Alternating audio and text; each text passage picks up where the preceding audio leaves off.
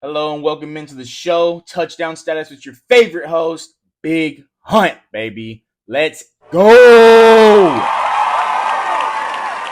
Week one is finally underway after watching the Lions and Kansas City Chiefs last night. Woo! A little rough for the Kansas City Chiefs on offense. I'll say that. I don't know how many drops they had. I feel like Kadarius Toney had about 3 or 4 his damn self. One touchdown drop, literally turned into a pick six. Perfect pass. Never seen a perfect pass turn into a pick six. That's neither here nor there. Nobody thought Kadarius Toney was that guy. And if you listen to somebody that said fire him up this week because Travis Kelce was banged up and out, you need a new channel, and I am the channel you need to go to because here we are going to help you win a championship. That is just what we do. I am the defending, reigning champion, baby. So I am the guy who's going to get you in the seat at the table of the championship game, baby. And I'll tell you exactly what to do to win that bad Mammo Jamma. You want that trophy? Listen to Big Hunt. Hunt has got you, baby. Let's get it rocking. Let's go into starts and sits in this video. Players I'm not really too fond of, and then players I'm just like, starting lineup, let's get them going. Let's fire them up. All right, we're going to start with sits. First one might come as a bit of surprise to some people. We're going to go Tyler Lockett. Now, reason being is not because Tyler Lockett. I think Tyler Lockett is an absolutely amazing player. I really do. He's one of the better deep threats in the league that we have. Very underrated player, someone who doesn't really get talked about a lot. But my holdup is Geno Smith, right? Geno played good last year until you go to the last 4 games. Week 15, 16, 17, and 18, right? He averaged 18 and a half fantasy points all year last year. Those last 4 games were under the average of 18 and a half points. Now, why could this be? Could they have a little bit more film on him? Because, Geno, I mean, who really breaks out in their 10th year in the NFL, right? Who really does that? Like, Geno may be a one off case. I've never seen it before, but maybe a one off case. All I know, I've never seen it before. Nobody breaks out in their 10th year, right?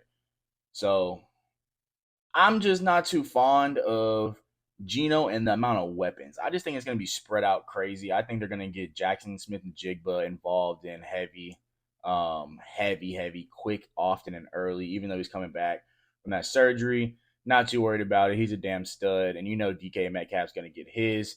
And we absolutely know Pete Carroll loves to run the ball. Unless he's on the 1 yard line. Unless he's on the 1 yard line. But yeah, I'm not a very big Lockett fan this week. I think he's gonna be on my bench if I were to have him. I think you can find a little bit better starts this week. He may boom out, He may boom out. Maybe Hunt might be wrong. But I am not a fan of Geno going into this week one matchup where they have so many weapons. They like to run the ball. Got Kenneth Walker, badass running back over there, and they have that Cabernet dude who they feel like they are all in a bag of chips and they hit the home run in the draft. And also they have Kenny McIntosh back there. They got a good set of backs, very young backs, but they got some good backs over there. I think Tyler Lockett warrants a bench spot this week. Same thing as the next two that we're going to talk about, both on the same team. I'm going to have to sit Dalvin Cook and Breece Hall this week.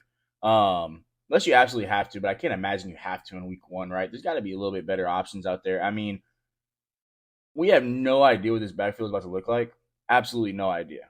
Breece Hall was the guy last year, taking over Michael Carter last year. I mean, he looked like the guy, and then boop, bop, boop, goes the ACO. And Dalvin Cook, we know what Dalvin Cook can do. Clearly brought him over there as a veteran, but they're definitely going to be splitting touches. I just want to see how it works out first. I want to see it before I put him in my lineup and trust him.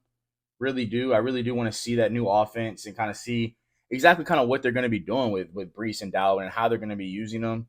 Because, Michael Carter still is in the mix. So that's going to be an interesting piece as well because Michael Carter was serviceable last year for most of the year. Even before Breece really went down, he was kind of still serviceable a little bit. So yeah, I'm going to sit both of them. I just want to see kind of what they're going to do. I really, really don't think I don't think you drafted him to be in your RB1 or RB2. I mean, if you did, you have some crazy wide receivers. Um, yeah, I'm gonna sit Dalvin and Breeze. I just need to see a little bit more this year. I want to see how they're gonna use those two dynamic backs in the same offense. Gonna sit at least week one for me, and maybe fire them up next week. But yeah, week one they're definitely gonna be a sit. Number two is gonna be Dalton Schultz.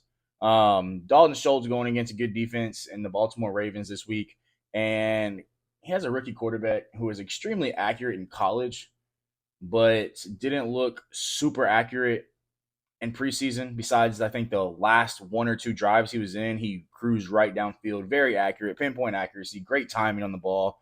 Um, I just think there's going to be a little bit more serviceable tight ends on the waiver wire this week. I know Juwan Johnson, New Orleans Saints, he might be available in y'all's league. If he is, I would go scoop him up and I would start him in my lineup this week. Everyone knows I'm massive on him this week, and really throughout the whole year, Juwan Johnson might be one of my favorite tight ends, and he doesn't get talked about a lot. Gerald Everett should be on the waivers as well. You can go scoop him up. I think he's going to have a stellar year in that Chargers offense. I just think Dalton Schultz, great tight end. I'm a Texans fan. Great tight end. I just don't know about this matchup, and week one just seems super sketch. I just think you can have way better luck with somebody else going into week one. Sorry about that. Going into Van Jefferson. Van Jefferson, everyone is saying fire him up, fire him up. Cooper Kupp's out, fire him up. Van Jefferson. Let's take this back, right? Let's kind of take this back. Van Jefferson, right? Cooper Kupp was out last year. Cooper Kupp was out. I think he played the first 10 games. And Cooper Kupp was out, right? Now let's find Van Jefferson right here. So his average for fantasy points last year, 5.5 points. And guess what? He didn't play the first 10 games. I think he was dealing with the injury as well. Ironically, he came back when Kupp was out. Averaged 5 fantasy points. What has Van Jefferson ever done to be like, oh, let's fire him up this week, guys. Let's fire him up. He is the most non-serviceable wide receiver in the whole NFL. Reason I say that is because he gets the opportunities. I mean, he's been the guy up next almost every time somebody goes down in that offense, and he's on the field a lot. When he's in the game, he's on the field a lot. When he's playing, he's on the field a lot. He runs a lot of routes, but he doesn't ever do anything with them. 5.5 points, and you had no Cooper Kupp over there in the Rams offense? Yes, we know Stafford was not there, but Stafford's only getting older, arthritis in his elbow. Who knows about Stafford? The only person that is safe in that damn offense is Cooper Kupp, and Cooper Kupp only. Stay away from Van Jefferson. Stay away.